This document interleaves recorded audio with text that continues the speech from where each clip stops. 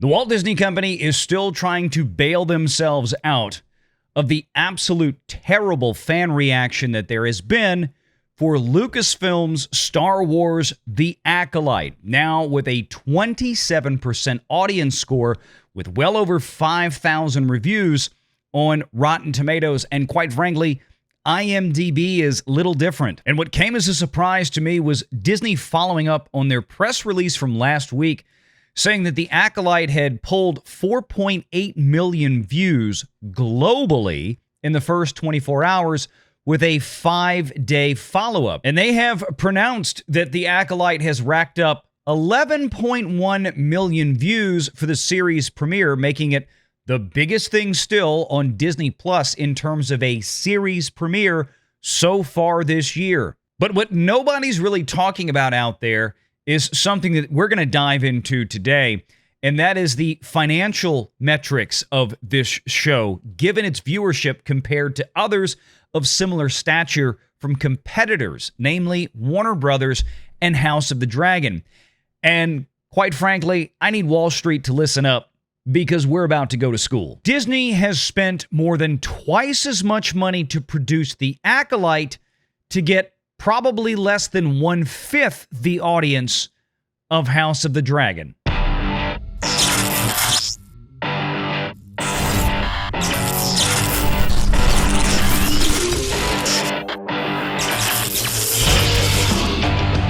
Renegade Online.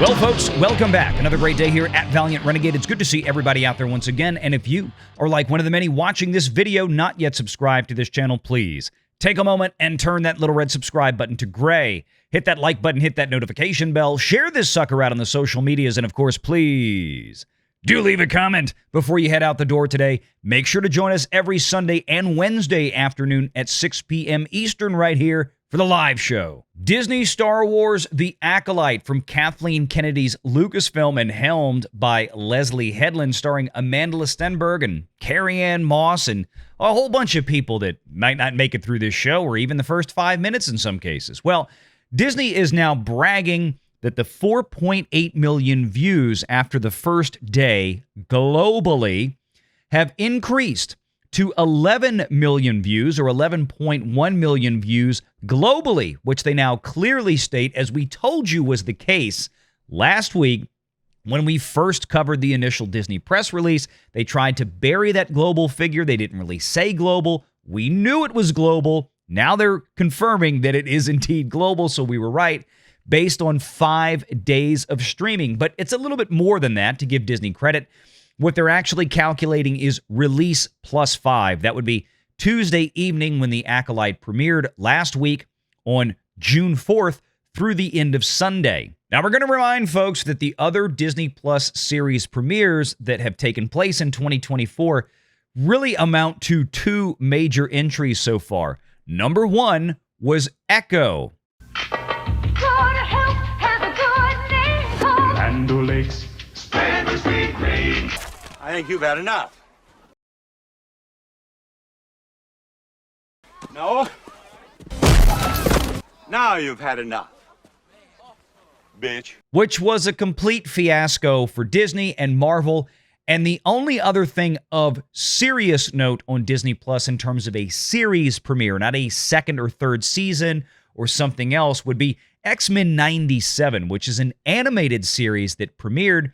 But typically we don't compare animated shows to live action. But in this case, let's throw it in there. Now, in and of itself, 11.1 million views sounds like a hell of a lot, and you'd be right in most cases. But when we're talking about a major production from a major Hollywood studio, using what is considered, quite frankly, the biggest intellectual property to come out of Hollywood of all time, that being Star Wars, 11.1 million views globally after nearly 1 full weekend release isn't all that hot, and we're going to show you why and how much worse it gets when we actually put dollar signs and money to it. Let's refresh your memory on what we talked about last week with Warner Brothers' House of the Dragon, the prequel series to Game of Thrones.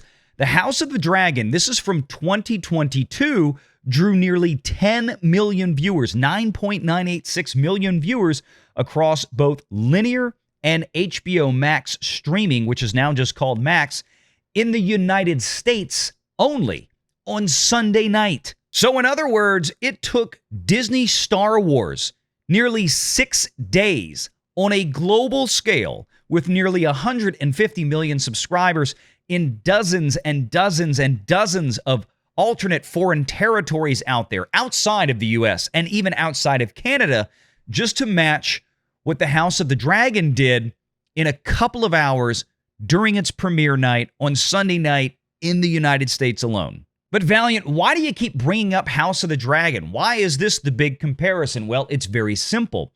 This is a big show for Warner Brothers. In fact, it's the biggest thing they've ever had on HBO Max. And arguably, things like Marvel and Star Wars should consistently be the biggest things on Disney+, but we typically know that they are not, at least not in the last couple of years. Sure, The Mandalorian and some of the early Marvel stuff had great runs, but they have been steadily declining year over year, show over show, almost with perfect measure. And the problem is the budgets continue to increase, and the subscribership of Disney, at least in terms of Disney+, is sharply higher in 2024 than it was in 2021 and 2022. You've got more eyeballs available to watch content today on Disney Plus in 2024 than you did in 2020 or 2021. In fact, when The Mandalorian premiered as a series on Disney Plus, there was about 10 million subscribers in all of North America, not just the United States, but the United States and Canada. And that show still has one of the top records of being the most consumed product on Disney Plus still some 4 to 5 years later. So if you have an increasing audience base in terms of scope and size, but meanwhile your views for each new show coming out seem to continue to either stagnate or diminish, you might have a problem. What makes it even worse is with a program like House of the Dragon, it didn't just stop at 10 million views in the United States alone on its first couple of hours when it premiered on a Sunday night. It kept rolling along. By the time the second episode came out, 25 million or so people had tuned into the first episode, and with each successive week, those cumulative ratings after 5 or 6 days of the episode being on the air continued to increase to where the averages were approaching 31 to 32 million per week. And you can see that number right here, approaching 25 million viewers in the United States alone for that series premiere of House of the Dragon after a week, compared to the Acolyte's 11.1 million views after roughly the same time frame around the entire planet of Earth. Now, if anybody wants to do some genuine comparative metrics out there, that's a great foundation. You ought to be asking yourself some serious questions, and I'm talking to the Wall Street crowd out there, and I know you're watching, and I hope you're listening, because I'm about to make matters even worse. Luminate is a streaming monitoring company that works in part with Variety magazine, and this is the Luminate chart for streaming originals on television between May 31st and June 6th. And you can look down the list here. And granted, The Acolyte had 2 episodes that came out, totaling a little over an hour worth of actual consumable content, but you can see where they're lining up here on the chart. 210 million minutes consumed, according to this data source. If we actually try to figure this out with what the runtime is, that amounts to maybe about 2.5 million views or so in the U.S. if we presume that everybody watched the show to its entirety, because, well, that's what Luminate is measuring, is U.S. or North American, maybe on its whole.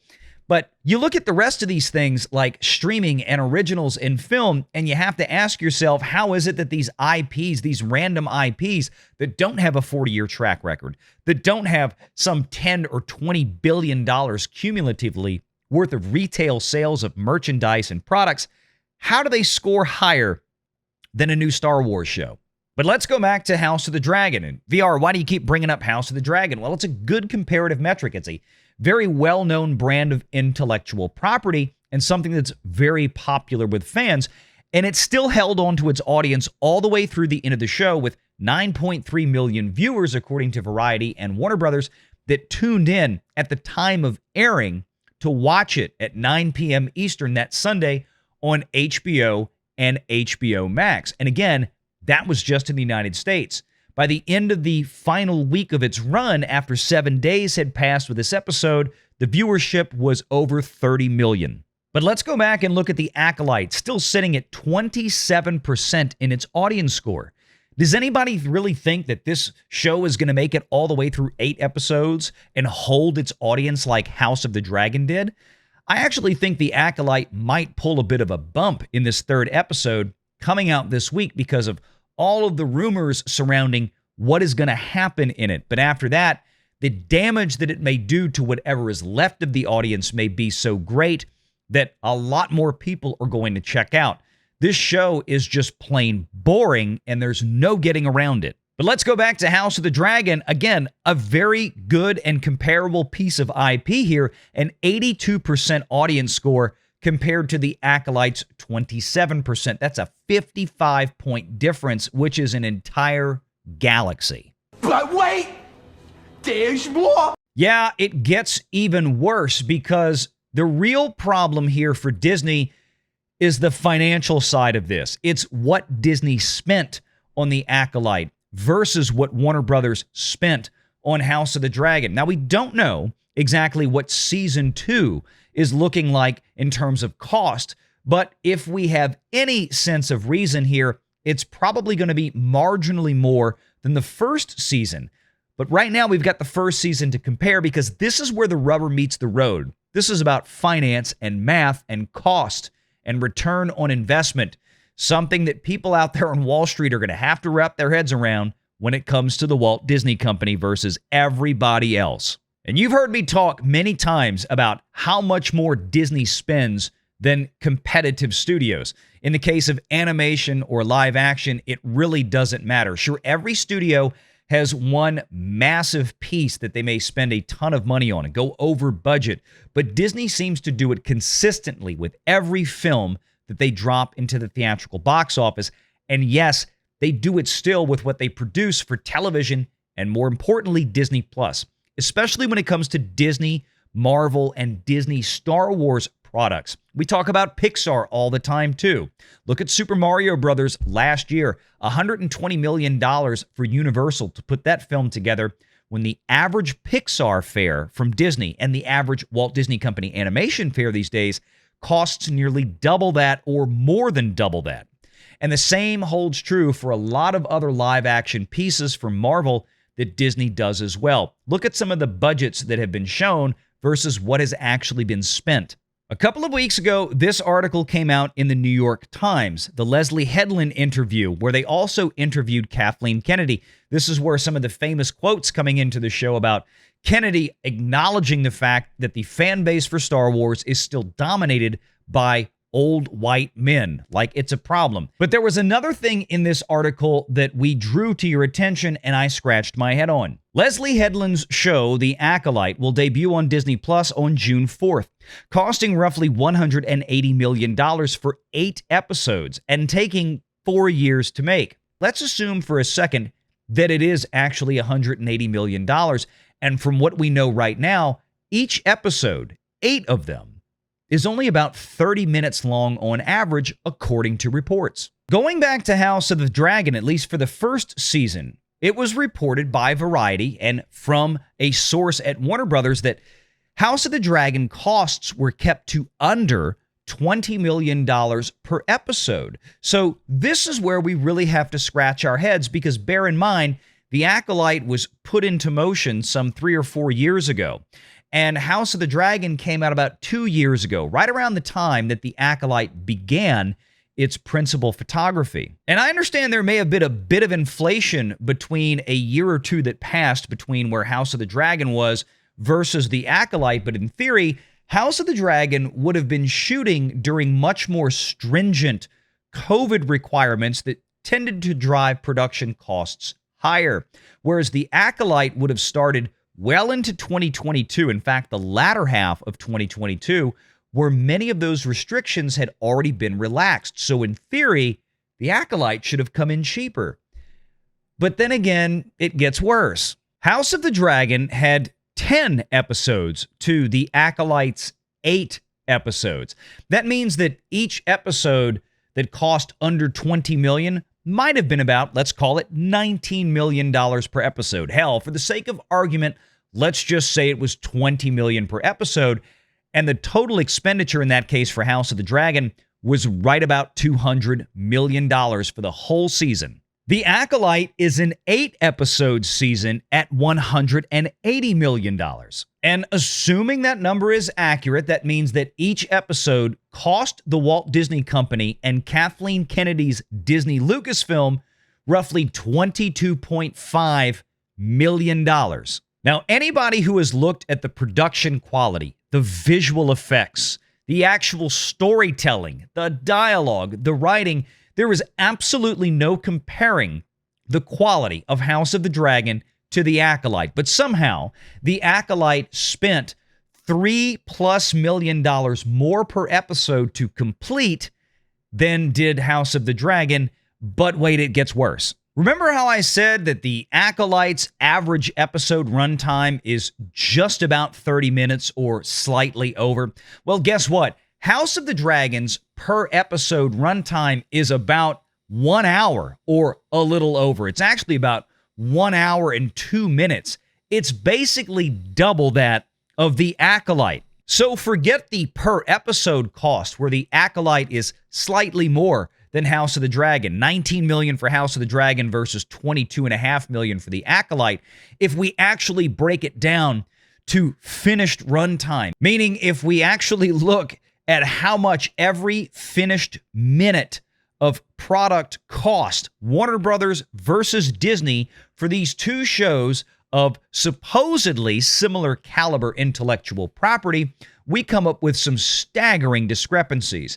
And that is that the Acolyte cost an astonishing nearly $750,000 per minute of finished product versus House of the Dragon's $340,000 per minute of finished product. House of the Dragon, with an 82% audience score, which is very high on Rotten Tomatoes, quite frankly, $340,000 per actual finished minute of product versus the Acolyte, which is more than double the cost of what House of the Dragon is, pulling in a 27% audience score. Can someone out there on Wall Street explain to me how the Walt Disney Company can continue to justify the absolutely outrageous expenditures on these mediocre at best shows, and in the case of the Acolyte, an absolute trash fire? 11.1 million views around the entire planet of Earth is nothing compared to getting 11 million views by Monday morning in the United States alone for House of the Dragon. But this is where we are. And House of the Dragon Season 2 premieres in just a couple of days. And if you want to see what real fan excitement and marketing looks like for a big hit IP, take a look at the Manhattan Bridge today, dropping the black banners for Team Black and Queen Rhaenyra. Or how about the Empire State Building dressed in green? Not to be outdone is the Brooklyn Bridge, also dressed in green for King Aegon II. Here's the point. Right now, you've got the Walt Disney Company with a pretty much dead $4 billion intellectual property called Star Wars that Wall Street people out there are still getting gaslit on by the Walt Disney Company that is still some viable product. It really isn't. It has shed an enormous amount of its audience, probably over 75% at this point, especially if we do proper inflation adjustments. And House of the Dragon, that Warner Brothers is spending as much money as Star Wars is, or if we break it down by actual time that is produced for the product, minute by minute, spending less than half of what Disney is. If we break it down succinctly, you basically have this. Warner Brothers is the magna cum laude graduate from Johns Hopkins Medical, and the Walt Disney Company and Disney Star Wars are two 5-year-olds playing doctor. Make sure you're subscribed to Valiant Renegade and join us every Sunday at 6 p.m. Eastern for the live show.